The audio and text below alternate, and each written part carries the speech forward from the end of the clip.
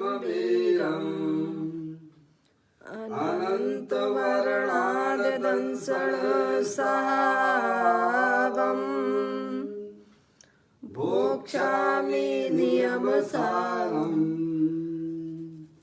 केवली सुत केवली भणिदम् नमकर अनंत उत्कृष्ट दर्शन ज्ञानमय जिन पीर को कहूँ नियम सार सुकेवली श्रुत केवली पर कथित को। श्री नियम सार जी नामक परम आध्यात्मिक ग्रंथ स्वाध्याय हेतु में विराजमान है। आज से 2000 वर्ष पहले इस महान पवित्र ग्रंथ की रचना आचार्य श्री कुंद देव द्वारा इसी पवित्र भूमि पर की गई और इसके टीकाकार पदम प्रमलधारी देव मुनिराज हैं। ग्रंथ का नाम नियम सार है। नया साल कोविड-19 नियम से करने योग्य कार्य अपनी आत्मा में सम्यक दर्शन, सम्यक ज्ञान, सम्यक चारित्र रूपी निर्मल पर्याय, पवित्र पर्याय, मोक्ष मार्ग रूपी पर्याय को प्रकट करना है, क्योंकि वह पर्याय स्वयं ही सुख स्वरूप है और अनंत सुख का कारण भी है। अनादि काल से हमारे आपके आत्मा में मोह राग देश रूपी मलिन पर्याय, अपवित्र रूप पर्याय प्रकट है, जो स्वयं दुख स्वरूप है और अनंत दुख का कारण भी है। ऐसी मोह राग देश रूपी मलिन पर्याय का अपनी आत्मा में से उसका अभाव करना और सम्यक दर्शन ज्ञान चारित्र रूपी निर्मल पर्याय, पवित्र पर्याय, मोक्ष मार्ग रूपी पर्याय को प्रकट करना। ऐसे कार्य की प्राप्ति जिनवाणी माता के द्वारा अपने आत्मा के स्वरूप को पहचानना, अपनी जो आत्म वस्तु है वह परद्रव, प्रभाव और पर्याय से भी भिन्न एकमात्र अखंड ज्ञान ज्योति स्वरूप है। ऐसे ज्ञायक प्रभु परमात्मा का जिनवाणी माता के द्वारा परिचय करके तत्पश्चात शरीर रागादि ये सब कर्मकृत वस्तुएं हैं, इनका हमारे आत्मा के साथ में किसी भी प्रकार का कोई संबंध नहीं है। इस प्रकार सम्यक विज्ञान पूर्वक शरीर रागादि की रुचि छोड़कर अंदर में जो अखंड ज्ञान ज्योति स्वरूप भगवान आत्मा है उसमें ही अपनापन स्थापित करना, उसी को ही निज रूप से जानना, उसमें ही अपनी वर्तमान पर्याय को मग्न कराना, उसे ही अरिहंत परमात्मा ने धर्म कहा है।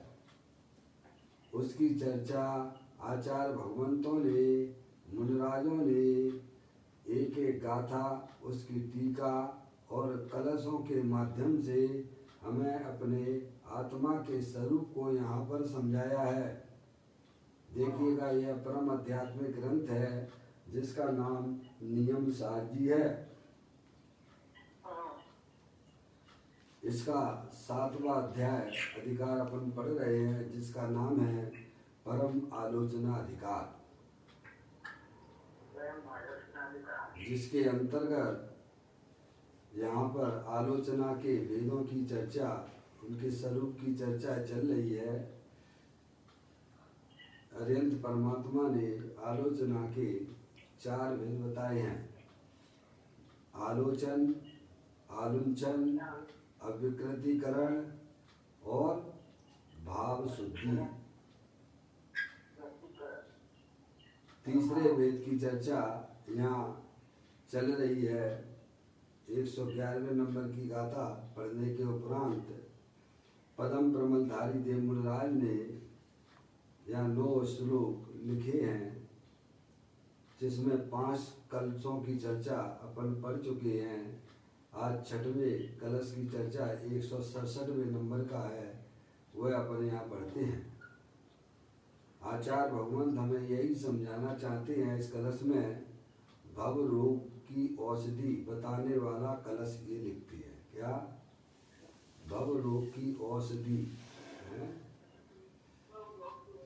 किस प्रकार से आत्मा संसार सागर में जो जन्म मरण कर रहा है, इसको अगर सच्चा ज्ञान हो जाए तो ये आत्मा का जन्म मरण खत्म हो जाएगा।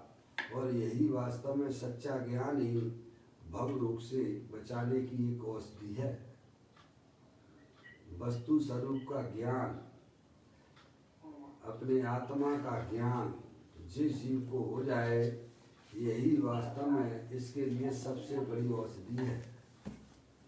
उसको बताने वाला यह कलश है।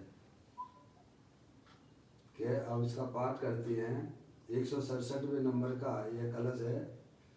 शुद्ध चेतन की भावना रहित शुभाशुभ भाव औषधि है भव रोग की वीतरागमय भाव। क्या कहते हैं? शुभ और अशुभ से रहित, शुभ और अशुभ से रहित शुद्ध चैतन्य की भावना मेरे अनादि संसार रोग की उत्तम औषधि है। क्या कहा है पदम प्रमलधारी देवमुनिराज ने? अपनी जो चैतन्य वस्तु है, जो शरीर से तो भिन्न है ही, शरीर से जितने चेतन अचेतन पदार्थ हैं उनसे तो अपनी चैतन्य वस्तु भिन्न है ही, लेकिन अंतरंग में होने वाले जो विविध प्रकार की इच्छाएं जो शुभाशुभ भाव रूप से उत्पन्न होती हैं, उनसे भी वह चैतन्य वस्तु भिन्न है। क्या दिखाना उन्होंने? शुद्ध चेतन की भावना शुभाशुभ भाव। क्या? शुभाशुभ भाव से रहित शुद्ध चैतन्य की भावना। भावना का मतलब है भाई साहब, उस रूप परिणमन करना, वही वास्तविक भावना है कि अपना चैतन्य जो वस्तु है वह तीनों काल पर द्रव्य से तो भिन्न है ही, शरीर से तो भिन्न है ही, लेकिन अंतरंग में होने वाले जो विविध प्रकार की इच्छाएं जो संसार अवस्था में होती हैं, उन सभी शुभाशुभ भावों से भिन्न है। ऐसी चैतन्य वस्तु तीनों काल विद्यमान है। उसका ज्ञान करके उस रूप परिणमन करना, वही वास्तव में संसार सागर से है भाई साहब, जन्म मरण से रहित होने की भव रूपी औषधि है। क्या? रोग है मेरे अनादि संसार रोग की उत्तम औषधि है। क्या? यानी शुद्ध चैतन्य की भावना ही मेरे अनादि संसार रोग की उत्तम औषधि है। समझ गए आप? ये इस कलश में हमें समझा रहे हैं। क्या? वीतराग भाव की उत्पत्ति होना, वीतराग भाव की प्राप्ति होना, शुद्ध चैतन्य की भावना रहित शुभाशुभ भाव यानी जो चैतन्य वस्तु है वह शुभाशुभ भावों से रहित शुद्ध है, समझ गए आप। और वही वास्तविक औषधि है सच्चा ज्ञान। भव रोग की वीतरागमय भाव है। अब देखो इसी कलश के ऊपर पूज्य गुरुदेव श्री ने जो यहाँ व्याख्यान किया है उसको अपन यहाँ पढ़ रहे हैं। नियम सार प्रवचन भाग 3 932 पेज। देखो यह भाव भ्रमण के रोग का नाश करने वाली औषधि है। कौन सी है? हाँ, भाव भ्रमण के रोग का नाश करने वाली औषधि है। संसार में भ्रमण करना ये सबसे बड़ा रोग है। जन्म मरण करते रहना आत्मा के लिए ये सबसे बड़ा रोग है, क्योंकि जन्म मरण करना ये आत्मा के लिए कलंक है। एक शरीर को छोड़ के दूसरा शरीर ग्रहण करना ये आत्मा के लिए सबसे बड़ा रोग है। अपन तो समझते कि कोरोना बहुत बड़ा रोग है, क्या समझे बैठे हैं समझते अज्ञानी जी। मरे जा रहे हैं 24 घंटा है भाई साहब। ऐसा रोग हो गया कोरोना, ऐसी चीज है। किसको रोग समझते हैं अपन? शरीर के रोग को अपना रोग समझते हैं। किसके रोग को? शरीर के रोग को अपना रोग माने बैठे हुए, जबकि भगवान कहते हैं शरीर अलग है और तेरी चैतन्य वस्तु अलग है। शरीर जड़ है और तू जानने देखने वाला अमूर्तिक पदार्थ है। शरीर से तेरा किसी भी प्रकार का कोई संबंध ही नहीं है क्या? और शरीर के रोग को हम अपना रोग समझते हैं और अपने रोग का हमें खबर तक नहीं है। ज्ञानी कहते हैं ये जन्म मरण करते रहना, 4 गति 84 लाख योनियों में परिभ्रमण करते रहना, ये तेरे लिए कलंक है। ये तेरा सबसे बड़ा रोग है। जन्म मरण करना, नए नए शरीरों को धारण करना, ये आत्मा के लिए कलंक है। समझ में आया? ये अज्ञानता के कारण ये आत्मा बस यो ही नाना प्रकार के शरीरों को ग्रहण करता है और दुखी हो रहा है। ये रोग अनादिकाल का है। कब के हो भाई साहब आप लोग? समझ में है? अरे शरीर में आए हो तो कहीं से तो आए होगे ना, कोई आसमान से थोड़ू टपक गए हो। पापा पापा पापा आवाज नहीं आ रही है। पापा आवाज आना चाहिए। हैं? पापा कहाँ से आए हो? अनादिकाल से हो। समझ में आया भैया? अनादिकाल से आपको अपने आत्मा का ज्ञान नहीं है। समझ गए आप? ये सबसे बड़ा रोग है। जन्म मरण धारण करते रहना बारंबार बारंबार। अनादिकाल से आत्मा हमारा यही कार्य कर रहा है। एक शरीर को छोड़ता है, दूसरा शरीर ग्रहण करता है। तो ज्ञानी कहते हैं ये तो जो है भाई साहब भाव भ्रमण का रोग है। संसार में परिभ्रमण करते रहना, अब ये रोग ही नहीं लगता है। आपको शायद मालूम होगा देवगति के देव जब सनत कुमार मुनि अवस्था में थे, जब उनकी चर्चा वहाँ देवगति में चल रही थी, तो सम्यक दर्शन देखना है तो भाई साहब वे सनत कुमार मुनि अवस्था में हैं, उनकी सम्यक दर्शन को आप देखिएगा, उनकी दृढ़ता देखिएगा। तो दो देवगति के 2 देव आए और डॉक्टर बन के बोलने लगे कि भाई साहब उनको रोग था ना, शरीर का रोग था ना उनके साथ में। सनत कुमार मुनिराज को 700 वर्ष तक है कोढ़ रहा ना है। हाँ कोढ़ था शरीर में, समझ में आया। 700 वर्ष तक उनके शरीर में कोढ़ रहा, समझ गए आप। तो वे कहते थे, देवगति के देव उनकी परीक्षा लेने के लिए आए कि बोले महाराज जी आपको ये जो रोग है ना इसकी दवाई हमारे पास में है। तो वे कहते हैं क्या रोग तो है मेरे को, ये जन्म मरण का रोग जो है ये मेरे को है, इसकी औषधि अगर तुम्हारे पास हो तो दे दो मुझे। क्या क्या कहा उन्होंने, रोग तो है हमारे पास में, रोग तो है, ये जन्म मरण करते रहना, ये रोग हमारा, ये हमारा रोग है, तुम्हारे पास में इसकी औषधि हो तो तुम दे दो मुझे। और जिसे तुम रोग कहते हो वो हमारा रोग नहीं है। क्या कहा उन्होंने, अज्ञानी जीव शरीर के रोग को रोग मानता है और ज्ञानी कहते हैं ये शरीर का रोग हमारा रोग नहीं है, ये जन्म मरण करते रहना ये हमारा रोग है। तो वह देवगति का देव बोलता है प्रभु इसकी औषधि तो आपके पास नहीं है। क्या कहा उन्होंने, इसकी औषधि प्रभु हमारे पास में नहीं है, इसकी औषधि तो आपके पास में ही है।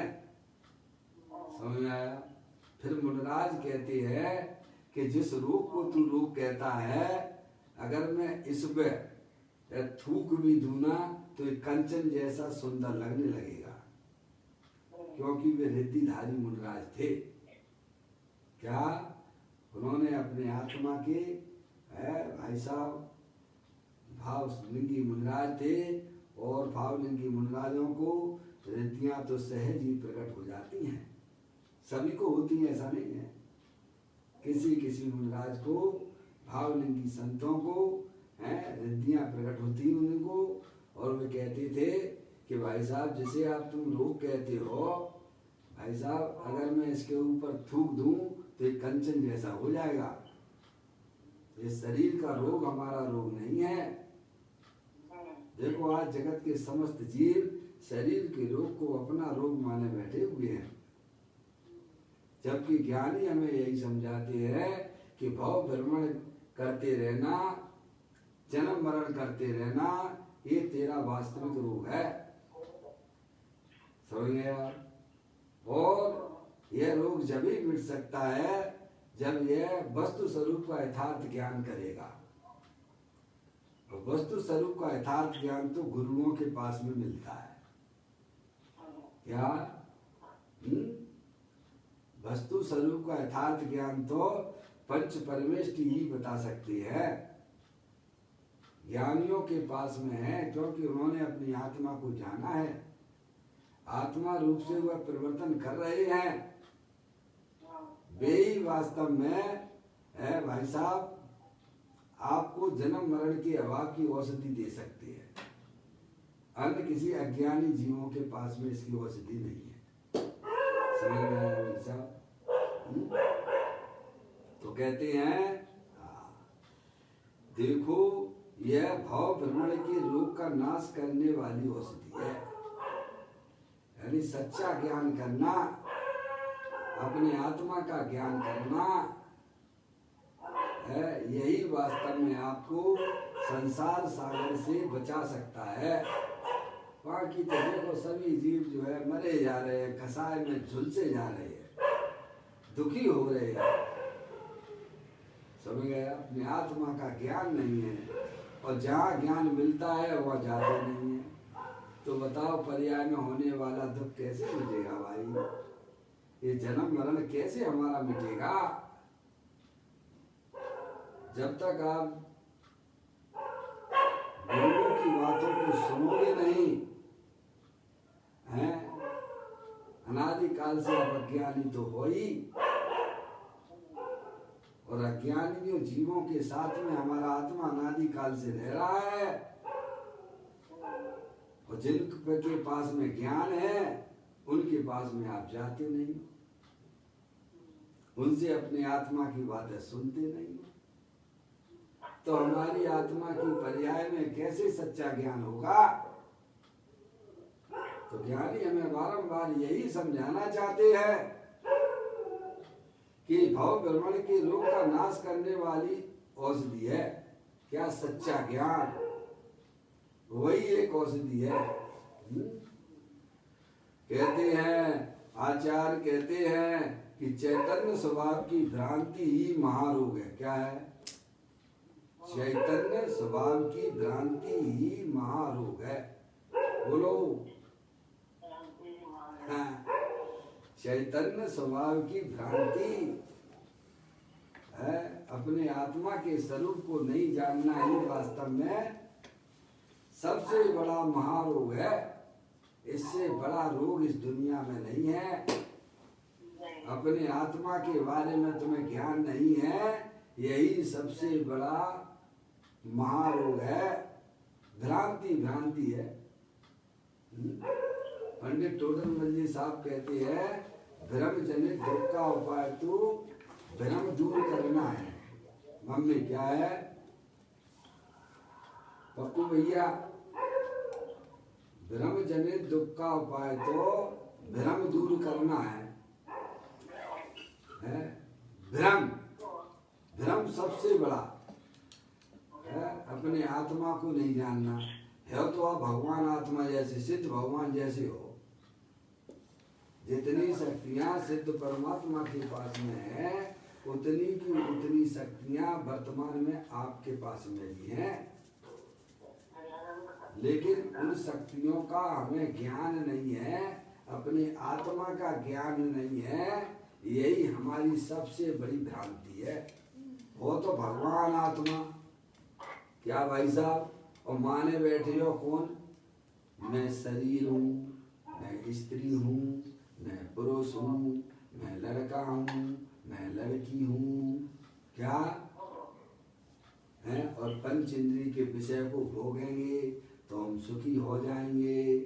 क्यों भैया? अनादिकाल से क्या कर रहे हो? अनादिकाल से पंचेंद्रिय के विषयों को भोगने से अगर सुखी होते तो आज तक तुम्हें सुख तुम्हारा इकट्ठा कर लो सबका, वहां सुखी हो जाओगे। जिस पर्याय में जाते हो उस पर्याय में भाई साहब पंचेंद्रिय के विषयों का लक्ष्य करके सुखी होने के लिए निरंतर प्रयत्न करते रहते हो, तो सब सुख इकट्ठा कर लो भैया। बोलो। तो सुखी हो जाओगे कि नहीं हो जाओगे? भवन में जीवन घूम चुका, कल कल को जीवन भर देखा। मृग सम मृग तृष्णा के पीछे, मुझको न मिली सुख की रेखा। अनादिकाल से हमारा आत्मा, अपना भगवान आत्मा जो स्वयं सुख शांति का भंडार है, स्पर्श इंद्री से सुख मिल जाएगा, रसना इंद्री से सुख मिल जाएगा। निरंतर उसी का चिंतन विचार में खोया रहता है। ज्ञानी कहते हैं जहाँ तेरा सुख है वहाँ तू ज्ञान नहीं करता है, और जहाँ तेरा सुख नहीं है 24 घंटा अनादिकाल से पर का लक्ष्य करके तू हो रहा है। एक बार विचार तो कर, तेरी सुख शांति तेरे आत्मा में है कि बाहर से आएगी? आत्मा में है भाई साहब। आत्मा स्वयं सुख शांति का भंडार है, और जब तक आप उसका ज्ञान नहीं करोगे तब तक आपकी पर्याय में सुख शांति प्राप्त होने वाली नहीं है। और वह ज्ञान श्री गुरुओं के पास में हुआ करता है, क्योंकि उनका आत्मा है सुख शांति रूप से पर्याय में परिणमन कर रहा है। वे तुम्हें बताएंगे कि तुम कैसे कायम में सुखी होगे। इसको धर्म समझो भाई। केवल मात्र भगवान की पूजा कर ली, भगवान को नमस्कार कर लिया, संबे शिखर जी आदि की यात्रा कर ली और मेरा कल्याण हो जाएगा, तुम बहुत बड़ी भूल में हो।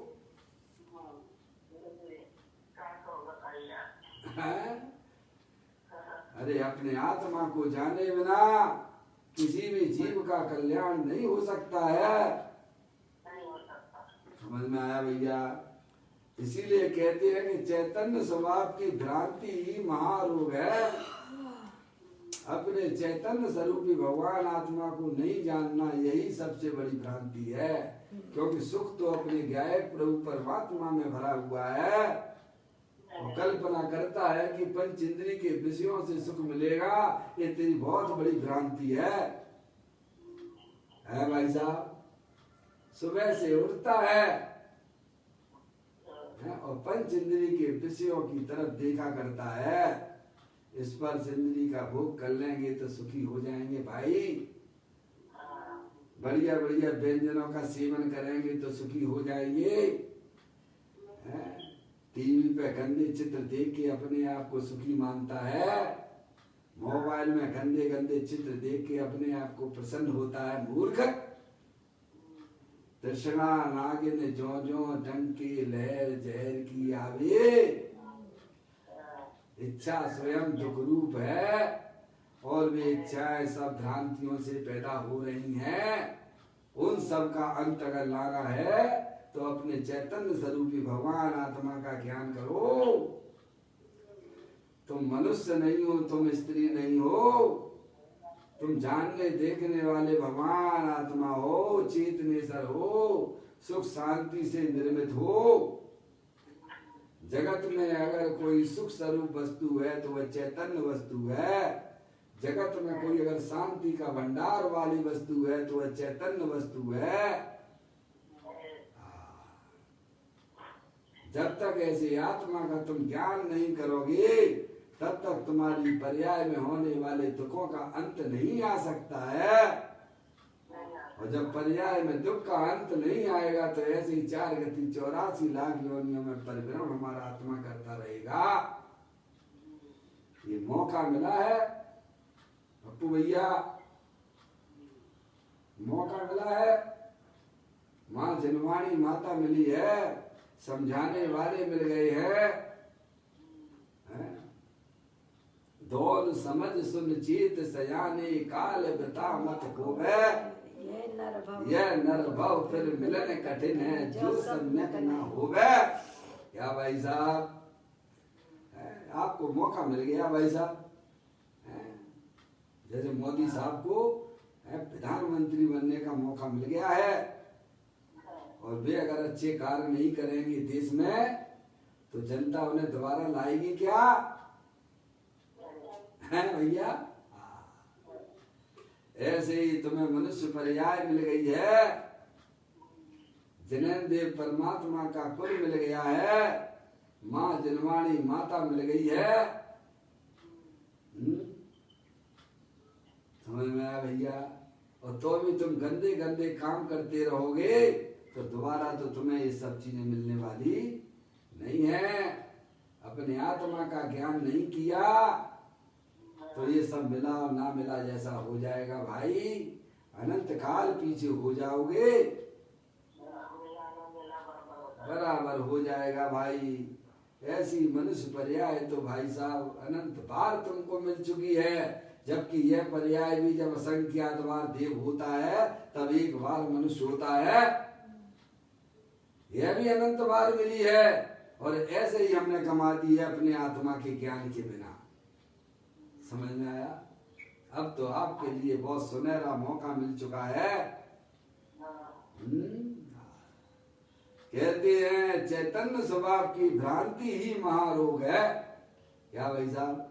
अपने आत्मा को नहीं जानना ही सबसे बड़ी भ्रांति है, सबसे बड़ा रोग है। भ्रम जनित दुख का उपाय तो भ्रम दूर करना है। वस्तु स्वरूप का यथार्थ ज्ञान कर लो, पर्याय में सारे भ्रम दूर हो जाएंगे आपके। ज्ञान से ज्ञान में ज्ञान ही हो, कल्पना का एकदम विलय हो, भ्रांति का नाश हो, शांति का वास हो, ब्रह्म प्यारे तेरी भक्ति में चढ़ जाए सारे, मेरे शाश्वत शरण सत तारण तरण ब्रह्म प्यारे, तेरी भक्ति में चढ़ जाए सारे। अपने क्या है, प्रभु परमात्मा का सच्चा ज्ञान करो। तुम मनुष्य नहीं हो, तुम स्त्री नहीं हो, जानने देखने वाले अखंड ज्ञान ज्योति स्वरूप भगवान आत्मा हो। प्रभु ने यही बात तो बताई है ना, उसका अपनी ज्ञान की पर्याय में निर्णय करो। क्या यह सत्य है कि नहीं है, ऐसा ही है कि नहीं है कि मेरी चैतन्य वस्तु शरीर से तो भिन्न है ही, रागादिक परिणतियों से भी भिन्न है। ऐसा सच्चा ज्ञान जो जीव करते हैं उनके जो है भाई साहब संसार चक्र जन्म मरण का सिलसिला खत्म हो जाता है। बताइए भाई साहब, इसमें आपका क्या जा रहा है? कौन से भगवान कह रहे हैं कि तुम दान करो तब तुम्हारा कल्याण होगा, है भैया?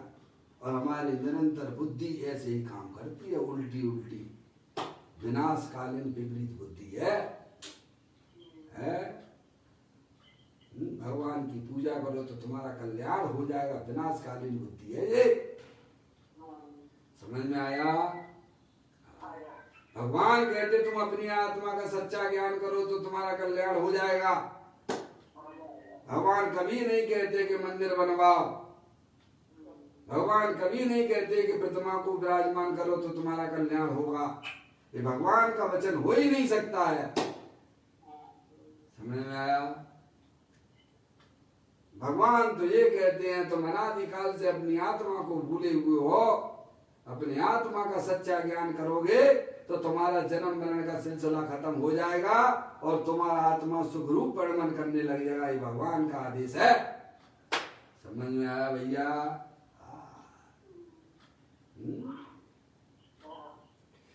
कहते हैं चैतन्य स्वभाव की भ्रांति ही महारोग है। कौन सा रोग है भाई साहब?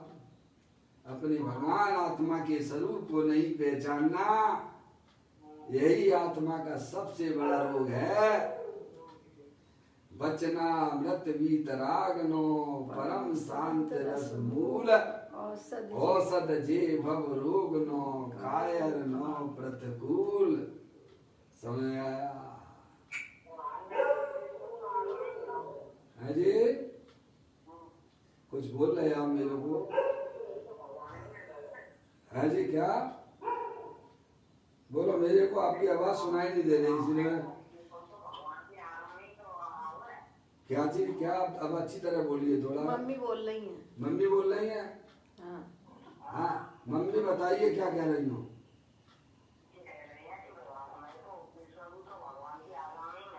वो व्यवहार से है, परमार्थ से तो भगवान ने ये कहा है। क्या? देखो ज्ञानी जीवों को भी मम्मी अशुभ से बचने के लिए शुभ भाव आता है, पर वे उसे धर्म नहीं मानते। वो धर्म नहीं है, तुम व्यवहार को ही परमार्थ माने बैठे हुए, उसका क्या किया जाए? है मम्मी अनंत बार हमारी आत्मा में शुभ भाव की उत्पत्ति हुई है, और ऐसे शुभ भाव की उत्पत्ति हुई है कि नौवे गिरव्य की हर पाई अनंत विधियां। पर सम्यक ज्ञान तो तुम्हारी आत्मा का कल्याण क्यों नहीं हुआ ये बताओ? सबसे पहले बोलो, भगवान का ही वाक्य है कि नहीं है ये? बोलो, भगवान का ही तो वचन है ना। भगवान ने ही तो आपको ज्ञान कराया है कि तेरा आत्मा अनंतवर दिगंबर मुनि हुआ। बोलो, भगवान ने कहा है कि नहीं कहा है?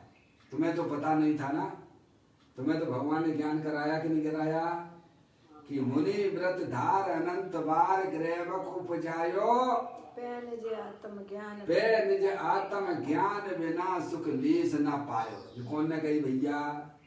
सर्वज्ञ भगवान ने। है जो निरंतर विषय भोगों में लिप्त हो रहे हैं, पाप के परिणामों में लिप्त हो रहे हैं, उन वन जीवों की बातें तो छोड़ दो। जो स्वभाव को धर्म माने बैठे हैं, भगवान कहते हैं तेरा कल्याण 3 काल में नहीं होगा। आत्मा को जाने बिना, आत्मा को अपना माने बिना किसी भी जीव का कल्याण ना हुआ है ना होगा। तुम तो भाई साहब व्यवहार से कहाँ मानते हो? तुम तो ये मानते हो कि ऐसे ही भगवान की पूजा करते करते हमारा कल्याण हो जाएगा। है कहाँ मानते हो? व्यवहार भी कहाँ मानते हो? व्यवहार तो ज्ञानियों को होता है, ज्ञानियों को नहीं है। क्या ज्ञानी हुए बिना व्यवहार हुआ, व्यवहार होता ही नहीं है मम्मी। है क्या है? बोलो। अरे ज्ञानी हुए बिना वह भाई साहब जिसे आप व्यवहार कहते हो है, वे अणुव्रत, वे महाव्रत, वे बाल तप है। वे क्या है? वे अज्ञानियों के व्रत, अज्ञानियों के स्वभाव, वे बाल व्रत है और बाल तप है। पूरे ग्रंथों के अंदर भरा लिखा पड़ी है। हाँ तो हो जाए, हम कब मना कर रहे हैं? उसके ऊपर वजन ना दो मम्मी। तो कैसे हो समझ? तुम ग्राहक काय के हो? आत्मा के हो कि स्वभाव के हो? अरे बोलो। तो फिर उसी की बात करो ना प्रभु। अशुभ भाव से बचने तू ज्ञानी को शुभ आता, पर वह उसका करता न होता, रहता उसका ज्ञाता। आओ तुम्हें ध्रुव धाम दिखा दूं, दिखला दो ना, आत्म में रमना सिखला दूं, सिखला दो ना। अरे भाई साहब, अपनी आत्मा को जानो। जिन्हें पुण्य पाप नहीं कीना, आत्म अनुभव चित दीना, तिन्हीं विधि आवत रुके, संबर लय सुख अब रुके। क्या ये स्वभाव तो अनादि काल से आत्मा की पर्याय में उत्पन्न हो रहे हैं, पर उनसे तेरी आत्मा का कल्याण नहीं हो सकता है, क्योंकि वे स्वभाव तेरी आत्मा से अत्यंत भिन्न है। भगवान कहते हैं ऐसी आत्मा को पहचान। भ्रम जनित दुख का उपाय तो भ्रम दूर करना है। तेरी चैतन्य वस्तु जो तीनों काल स्वभावों से रहित है, बोलो कितने लोग जानते हैं? अरे बोलो, ये ज्ञान है कि नहीं है तुम्हारे पास में कि वर्तमान में जो शुभाशुभ रूप परिणाम होते हैं वह मेरी आत्मा की पर्याय नहीं है। मैं तो चेतनेश्वर भगवान आत्मा हूँ, जानने देखने वाली वस्तु हूँ। शरीर को अपना माने बैठे हुए, दूसरे के भावों को अपना भाव माने बैठे, और उस भाव से हमारा कल्याण हो जाएगा। अरे मूर्ख, कभी विचार तो करो भाई। अरे आपको दिल्ली जाना होता है तो रास्ते में बहुत सारी चीजें मिलती हैं, बहुत सारे गांव नगर मिलते हैं, तो क्या आप वहाँ उतर जाते हो क्या? क्योंकि आपका लक्ष्य दिल्ली जाने का है। पहले लक्ष्य निर्धारित करो। माँ जनवाणी माता के पास में आए हो तो सबसे पहले अपनी आत्मा का जानने का प्रयत्न कीजिए। ऐसे शुभ भाव तो ढेर लग जाएंगे तुम्हारे सामने, उससे बढ़िया लगेंगे जो अज्ञान दशा में होने वाले शुभ भाव। ज्ञानी होने से पूर्व भी क्या कहा? ज्ञानी होने से पूर्व भी जो अपनी आत्मा की जानकारी करते हैं उससे बढ़िया स्वभाव उत्पन्न होता है आत्मा की पर्याय में। मम्मी क्या मिथ्यात अवस्था की बात कर रहा हूं। जो अपनी आत्मा की प्राप्ति करने के लिए आगे आता है, अपनी आत्मा को समझने के लिए आगे आता है, उसकी पर्याय में भगवान की भक्ति से भी बढ़िया पुण्य की उत्पत्ति होती है। बोलो क्या कहा? पुण्य के पीछे जितने मरे जाते हो है भाई साहब, पुण्य कमाना भी तो सीखो है। जिन्हें पुण्य के पीछे जो है भाई साहब, जिन्हें पुण्य भाव की पकड़ है, उन्हें पुण्य कमाना भी नहीं आता है। समझ में आया? पुण्य कमाने के लिए भी भाई साहब आपको अपने आत्मा का ज्ञान करोगे तो पुण्य के ढेर लग जाएंगे। तुम्हारे इतने बढ़िया पुण्य के ढेर लगेंगे कि तुमने जिंदगी में कभी सोचा नहीं होगा है? अपना भगवान आत्मा परमात्मा स्वरूप दे देवन में विराजमान है। अज्ञानी पुण्य भाव के पीछे भागता है और पुण्य भाव उसके पीछे भागता है। जो अपनी आत्मा की अंदर में लगन है, रुचि है, उसके पीछे पुण्य के ढेर लगे रहते हैं। ऐसी कोई अद्भुत वस्तु है। यहाँ यह बताया जा रहा है चैतन्य स्वभाव की भ्रांति ही महारोग है। देखो अभी देखो बहुत सुंदर बात आने वाली है। क्या बहुत ही सुंदर बात आने वाली है आगे।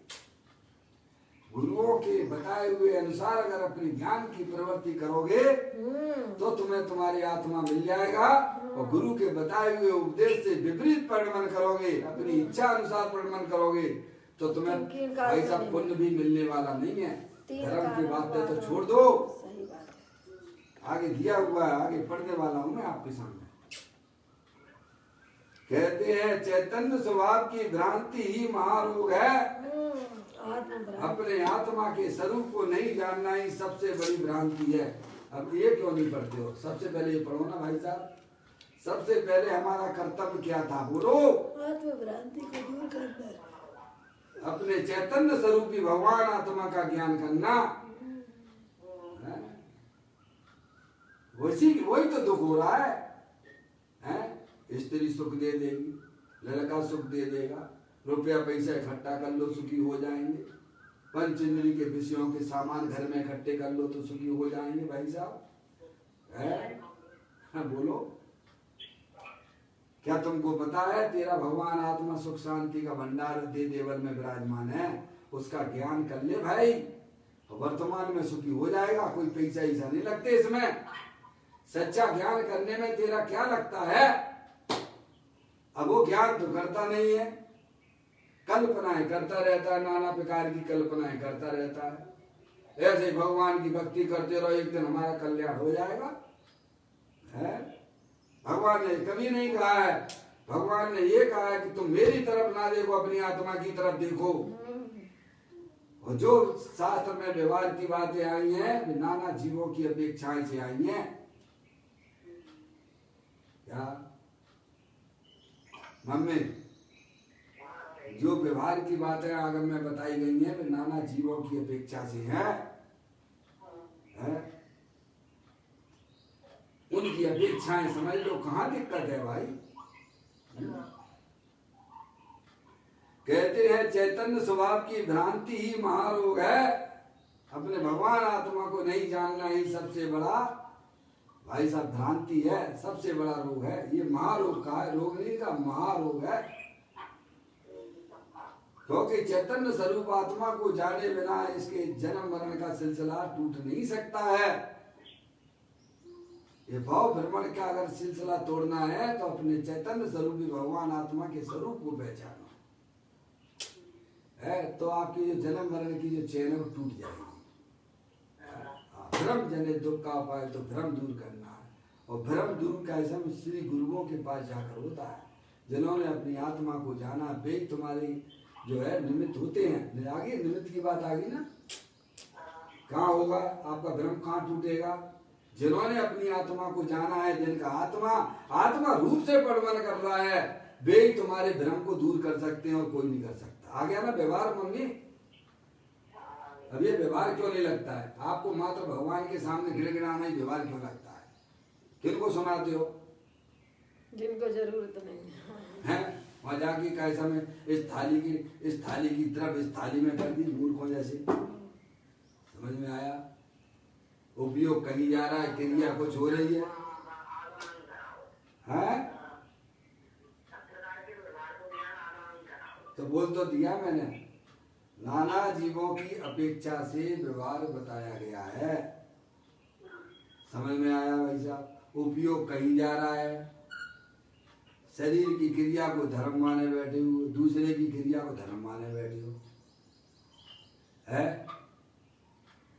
आगम में ज्ञान कराया है, कराया है, क्या कराया है? हे योगी, परिणामों में ही बंध है, परिणामों में ही मुक्ति है, इसीलिए तो अपने परिणामों को पहचान। क्या कराया? व्यवहार, ये व्यवहार कराया है। अब तुम्हें परिणामों का पता नहीं है, क्या? परिणामों का पता ही नहीं है। परिणाम का पता होगा तो ज्ञानियों को होता है परिणामों का पता, अज्ञानी को कहाँ पता परिणामों का? वो तो शरीर की क्रिया को धर्म माने बैठा हुआ है पता? परिणाम का ज्ञान करना ही व्यवहार है कि नहीं है? बोलो। है उपयोग कहीं जा रहा है, भगवान की पूजा कर रहे हो, उपयोग तुम्हारा कहाँ कहाँ घूम फिर के आ जाता है। देखते रहते हो कि कौन मंदिर में आया, कौन नहीं आया है। क्या जरूरत है भाई साहब इन चीजों की तुम्हें? कहते हैं चैतन्य स्वभाव की भ्रांति ही महारोग है और चैतन्य स्वभाव की भावना करना ही इस महारोग का नाश करने की औषधि है। क्या है? चैतन्य स्वभाव की भावना करना ही, देखो, चैतन्य स्वभाव की भावना करना ही इस महारोग का नाश करने की औषधि है। ये लो ना औषधि, वीतराग रूपी टैबलेट। क्या ये वीतरागी संतों के पास मिलेगी? वीतरागी देवों के पास मिलती है ये औषधि, है? बहुत ये ऐसी औषधि ले लो, वीतराग की टैबलेट खा लो मम्मी, है? तो ये जो है संसार सागर टिक जाओगे। हम तो उनसे राग की पुष्टि करते हैं। काहे की? राग की टैबलेट लेते हैं, वीतरागता की दुकान पर राग की टैबलेट लेते हैं। क्या मिथ्यात का खरीद, मिथ्यात का ही पोषण करते हो आप कि भगवान हमारा कल्याण कर देंगे। भगवान कल्याण करते हैं मम्मी? क्या बोलो? पार्श्वनाथ देव सेव, आगे बोलो भैया क्या लिखा हुआ है? पार्श्वनाथ देव सेव आपकी करूं सदा वंदना। सो रही हूँ क्या? है बोलो ना फिर, मंदिर में जाके बोलोगे क्योंकि वहां सब देखेंगे कि ये कुछ बोल रहा है। क्या? पार्श्वनाथ भगवान हमारी मोक्ष दे देंगे। मोक्ष देंगे क्या? पार्श्वनाथ भगवान कहते अपने आत्मा को पहचानो। हर ग्रंथ के अंदर ये लिखा हुआ है, आप पढ़ लेना। अष्ट पावर के मोक्ष पावर की 16वें नंबर की गाथा पढ़ना मम्मी। आचार्य कुंकुन देव ने मोक्ष पावर की 16वें नंबर की गाथा में यह लिखा है,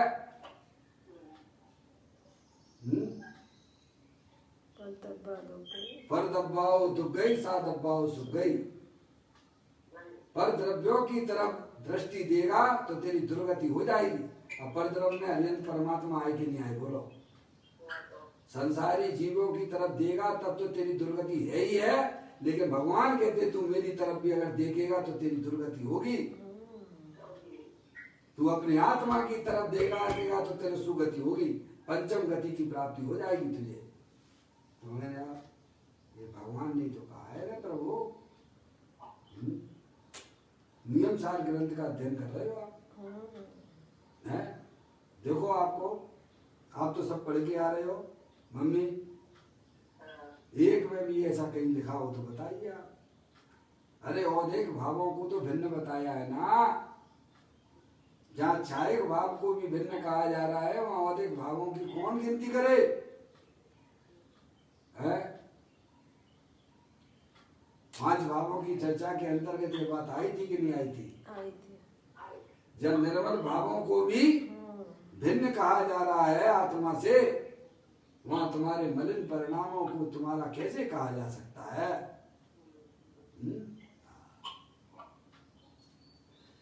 तो कहते हैं चैतन्य स्वभाव की भावना करना ही, किसी भावना करना है? अनादिकाल हो गया, अपने आत्मा के स्वरूप को पता नहीं है, और जब आत्मा के स्वरूप का ज्ञान नहीं है तो उसकी भावना भी कैसे होगी? भावना यानी उस रूप परिमल करना। आत्म भावना भावता जीव लये केवल ज्ञान को है। तो कहते हैं चैतन्य स्वभाव की भावना करना ही इस महारोग को नाश करने की औषधि है। यही बात श्रीमद् राजचंद्र जी ने भी लिखी है।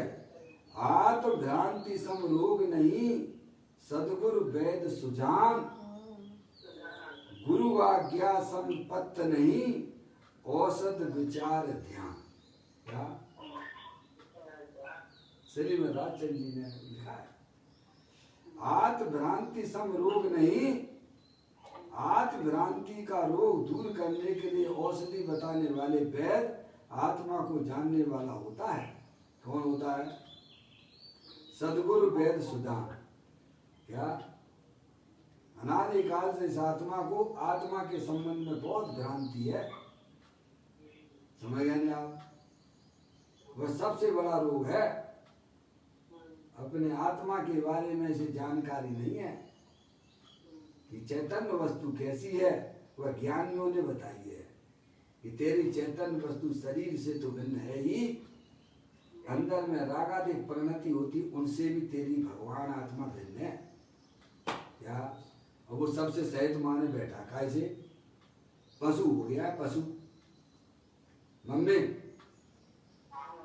है, जैसे पशु होता है दाने में और भूसे में अंतर नहीं समझता है, सबको मिला के खाता है, सबको मिला के खाता है, वो पशु है। इसलिए ज्ञानियों ने ग्रंथों के अंदर में अज्ञानी जीवों को पशु भी कहा है, पशुवत। क्या है? पशुवत। जैसे पशु दाने में और जो भूसे में अंतर न समझता हुआ है भाई साहब, सबको है कि भाई साहब इसमें से स्वाद आ रहा है, भूसे में से स्वाद आ रहा है। ना तो भूसे को समझता है और ना दाने को समझता है। ऐसे ही समस्त अज्ञानी जीव पशुवत शरीर और रागादिक को अपनी आत्मा में मिलाकर सेवन कर रहे हैं। क्या कर रहे हैं? शरीर है सो मैं हूं, ये इच्छाएं होती है, कौन को होती है मम्मी? है?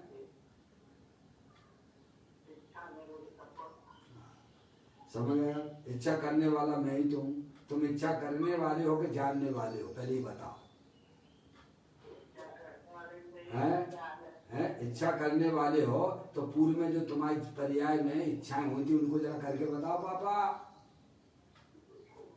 जो परिणाम 2 समय पहले, 2 मिनट पहले जो परिणाम हुए थे उन्हें करके तो बताओ जरा प्रभु। तो कहते भाई साहब वो तो मैं कर ही नहीं सकता हूं, तो तुम करता धरता कैसे बने बैठे हो उन परिणामों के? तो बोलो ना मैं ज्ञाता हूं, मैं जानने देखने वाला हूं, मैं शुभाशुभ भावों का करता धरता नहीं हूं। अब ऐसी बात बोलने में मुझे तकलीफ होती है। जब बात करो कि आत्मा राग का करने वाला, कैसे करने वाला नहीं? तो आत्मा राग नहीं करता तो कौन करता है? बताओ जा, ये बताओ कौन करता है?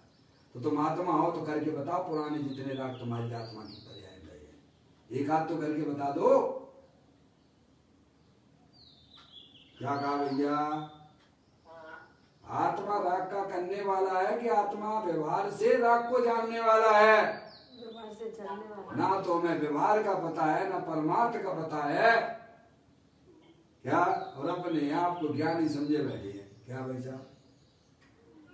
आत्मा को जाने बिना कोई भी आत्मा ज्ञानी होता नहीं है। भगवान ने यही कहा है कि तेरा भगवान आत्मा शुभाशुभ भावों से रहे शुद्ध चैतन्य वस्तु है। ये भगवान ने कहा है। बोलो कहा है कि नहीं कहा है? और तुम अपने ज्ञान की पर्याय में निर्णय कर लो हैं? तो युक्ति बताई ना भगवान ने।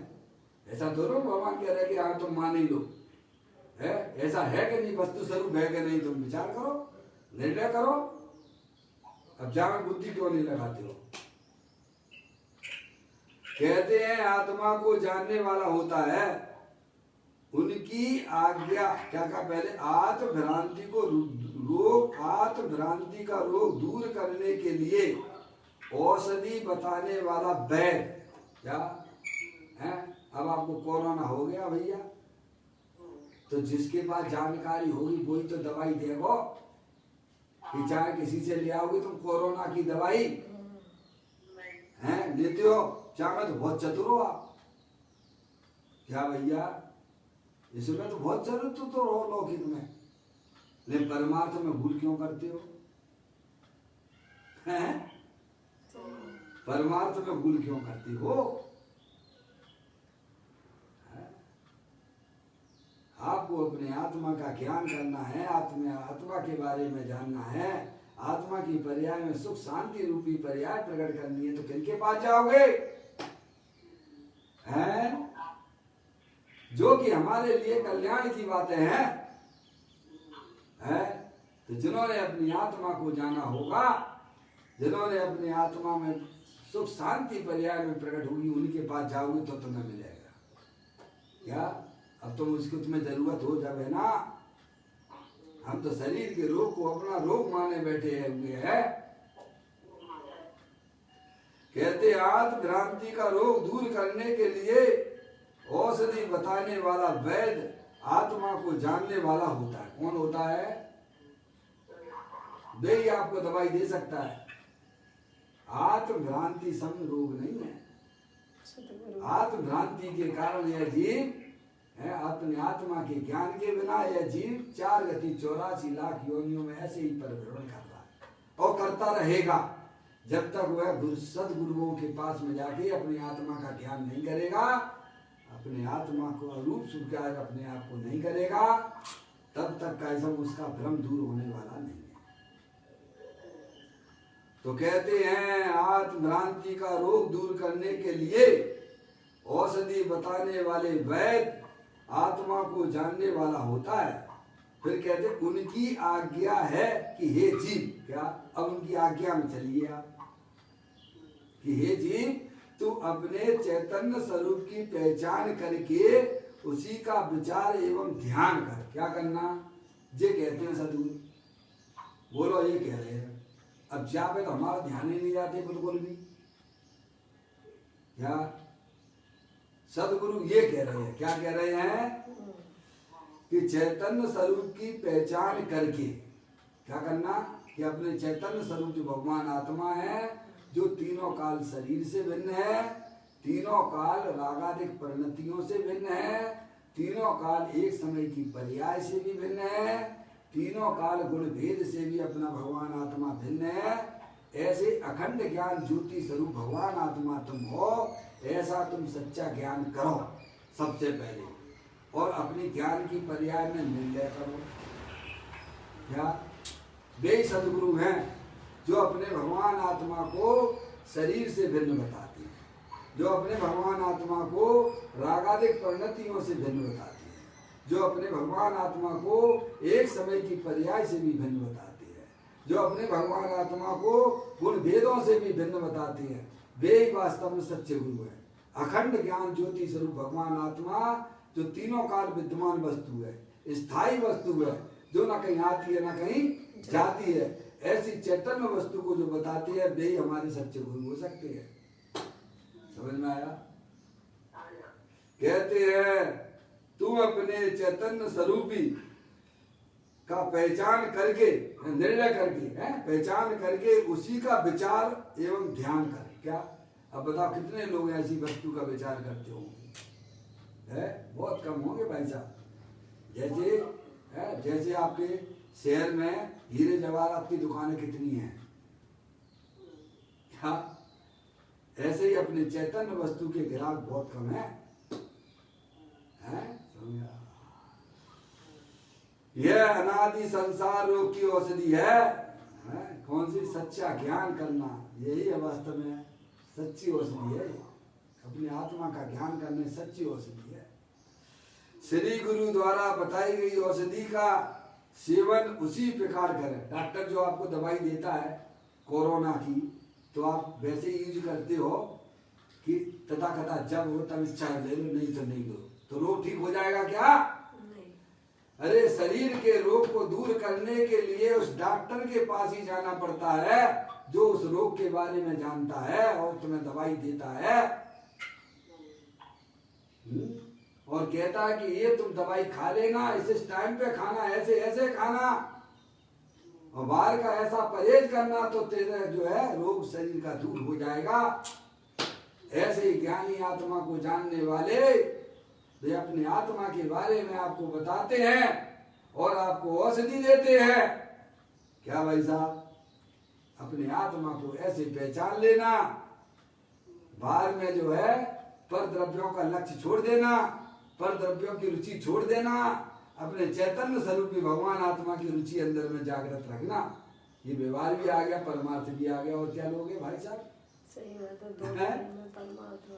समझ में आ गया मम्मी? पर द्रव्यों की रुचि छोड़ दो। पर द्रव्य हमारा कल्याण करता है, ऐसी तेरी जो मान्यता अंदर में पड़ी हुई है वह मिथ्यात है, क्योंकि एक द्रव्य दूसरे द्रव्य का यहाँ करने वाला नहीं है, सदगुरु कहते हैं। ये आ गया ना व्यवहार है? कहते हैं श्री गुरु द्वारा बताई गई औषधि का सेवन करके, जैसे डॉक्टर की दवाई का आप सेवन करते हो उसी प्रकार करते हो रही है खांसी और डॉक्टर ने कह दिया कि भाई साहब इमली नहीं खाना, और तुम तब भी खाने लगे हो और दवाई भी खा रहे हो, तो ठीक हो जाएगी क्या? वो कहता है कि इमली भी नहीं खाना और ये दवाई जो मैं दे रहा हूं उसे टाइम से लेते रहना, तू बिल्कुल स्वस्थ हो जाएगा। ऐसे ही ज्ञानी धर्मात्मा हमको समझाते हैं, पर द्रव्य में तेरा कुछ भी नहीं है, तू पर द्रव्य की रुचि छोड़ दे। अंदर में शुभाशुभ रूप परिणाम संसार अवस्था में होते जरूर हैं, पर तुम उसकी रुचि छोड़ दे क्या, और अपने चैतन्य स्वरूपी भगवान आत्मा की रुचि अंदर में जागृत कर, है भाई साहब, तो तेरा कल्याण हो जाएगा। क्या कहते हैं श्री गुरु द्वारा बताई गई औषधि का सेवन उसी प्रकार करे जिस प्रकार श्री गुरु ने बताई है,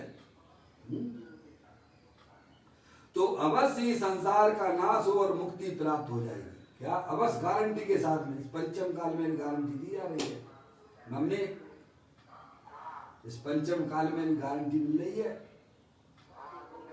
क्या? अपने आत्मा के स्वरूप को जानो भाई साहब, अंदर में अपनी आत्मा की रुचि जागृत करो।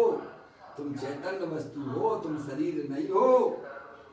ये रागादिक परिणतियां, ये सब कर्म उदय जनित अवस्थाएं हैं, इनमें तुम्हारा बिल्कुल भी भाई साहब हस्तक्षेप नहीं कर सकते आप इनमें। ये तुम्हारी वस्तु नहीं है, इसीलिए हस्तक्षेप तुम्हारे चलेगा ही नहीं वहां पर। अब आचार्य कहते हैं कि चैतन्य स्वरूप को जानकर उसकी बीतरागी भावना करे। क्या करे? बीतरागी भावना। कैसे? हम तो राग की भावना करते हैं। काय की भावना करते हैं? 24 घंटा अंदर में परिणति काय की चल रही है? बोलो, राग की चल रही है कि बीतरागता की चल रही है? या तो पाप की भावना चल रही है, निरंतर खाओ पियो मस्ती करो आनंद करो भैया, क्या पर द्रव्यों का लक्ष्य करके इस पर सिंदरी की भोग भोगई, राग की भावना है। ये पाप की भावना है। भगवान हमारा भला कर देंगे, ये शुभ भाव है भी भाई साहब। राग की भावना है, बीतराग की भावना उत्पन्न करना है। मेरा कल्याण मेरी आत्मा से होगा, ये भगवान ने बताया, श्री गुरु ने बताया है। सिद्धि रिद्धि वृद्धि के घट में प्रकट सदा, अंतर के लक्ष्य सोवा जाची लक्ष्य पति है। दास भगवंत के उदास रहे जगत सो, ऐसे सुखिया सदैव संकीर्तिया।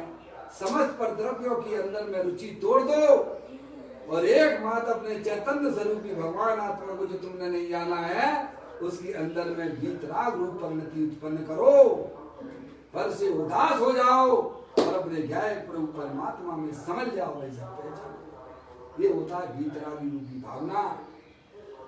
समझ में आया भैया? 38वें नंबर की गाथा बोला समय साथ की। मैं एक शुद्ध सदा अरूपी ज्ञान द्रव्य यथार्थ से, कुछ अन्य वो मेरा नहीं परमाणु मात्र नहीं। बोलो ऐसी भावना कौन भाता है? ज्ञानी बातें है। ऐसी भावना किनके मन में होती है? ज्ञानियों की आत्मा में होती है। अज्ञानी जीव तो भाई साहब ये भी मेरा और जो मेरा नहीं है वो भी मेरा, ये राग की भावना है, पाप की भावना है। ज्ञानी कहते हैं मेरा तो एक शुद्ध चैतन्य स्वरूपी भगवान आत्मा ही मेरा है, एक परमाणु मात्र भी मेरा नहीं है, ये राग का परिणाम भी मेरा नहीं है। ऐसी अंदर में चैतन्य की भावना भाती है, उसी का नाम वीतराग भावना है। ये सम्यक दर्शन होने से पूर्व की बात चल रही है भाई साहब। सम्यक दर्शन तो जब होगा जब परिणाम में वीतरागता की भावना होगी।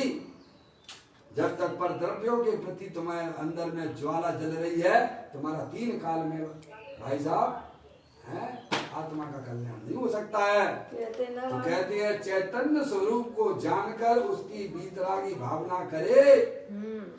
ये चैतन्य स्वरूपी भगवान आत्मा ही मेरा है, पर द्रव्य से मेरा किसी भी प्रकार का कोई नाता नहीं है। तो भाव भ्रमण के लोक का अभाव हो जाएगा। क्या हो जाएगा? 4 गति 84 लाख योनियों के परिभ्रमण का अभाव हो जाएगा। थोड़ा भाई साहब बातें ना करें, समय पूरा हो गया है आपका। इसके अलावा और सुन लीजिए, अगर आगे लिखा हो, इसके अलावा मम्मी ये कौन बात कर रहा है? थोड़ा ध्यान रखिए, अभी आपका टाइम हो रहा है बात करने का। अभी माँ जलवाणी माता की बातें सुनो। इसके अलावा भाव इत्यादि कोई भी भाव भ्रमण को मिटाने वाले नहीं है। लो मम्मी क्या बात आ गई? कोई भी इसके अलावा शुभाशुभ यानी शुभ भाव और अशुभ भाव इत्यादि कोई भी भाव भ्रमण को मिटाने वाला नहीं है। क्या? एक वीतराग भाव ही वास्तव में संसार सागर से आपको निकाल सकता है। कैसा भी आप अपनी आत्मा की पर्याय में अशुभ भावों की तो बातें छोड़ दीजिए, कैसा भी शुभ भाव की अगर अंदर में रुचि है तो वह संसार सागर से तिर नहीं सकता है। एक वीतराग भाव से ही एक शुद्ध सदा अरूपी ज्ञान द्रव्य यथार्थ से, कुछ अन्य वो मेरा नहीं परमाणु मात्र नहीं है। अंदर में इस प्रकार की भाई साहब जिसकी भावना होती है वह जीव इस संसार सागर से तिर जाता है और वही वास्तव में 4 गति 84 लाख योनियों के परिभ्रमण से अपने आत्मा को बचा लेता है। इस प्रकार से यह 167वें नंबर का जो पदम प्रबंधाई देव महाराज ने दिग्दर्शन कराया, बताया, हमें उसके ऊपर अपना विचार करना चाहिए, निर्णय करना चाहिए कि संसार सागर का कारण हमारी आत्मा के संबंध में ज्ञान नहीं है और ज्ञान के अभाव में हमारे पास में श्रद्धा नहीं है और वही हमारे संसार का कारण है जो हमें उस रोग को मिटाने के लिए श्री गुरुओं के द्वारा जो शुद्धात्म स्वरूप का वर्णन किया गया है उसे आप जो अपने उपयोग को समझ पर द्रव्य प्रभाव से हटाते हुए श्री गुरुओं की बातों को ध्यान से सुनेंगे, अपने आत्मा में चिंतन करेंगे, विचार करेंगे तो अवश्य हमारे संसार जो आत्मा में मोह राग द्वेष की उत्पत्ति होती है उसका अभाव हो जाएगा, अपने आत्मा की प्राप्ति हो जाएगी। यही वास्तव में भव भ्रमण को मिटाने का एकमात्र उपाय है। जी हाँ, लगा दूंगा 9:30 चालू होता है, लगा दूंगा। बिल्कुल लगा दूंगा, 9:30 बजे चलता है नहीं, ध्यान रखिए। निज निज निधि निज में बताई, ये अनंत अनंत उपकार है, उसके लिए जिनवाणी माँ को वंदना सतबार है, वंदना सतबार है। 9 बार नमोकार मंत्र।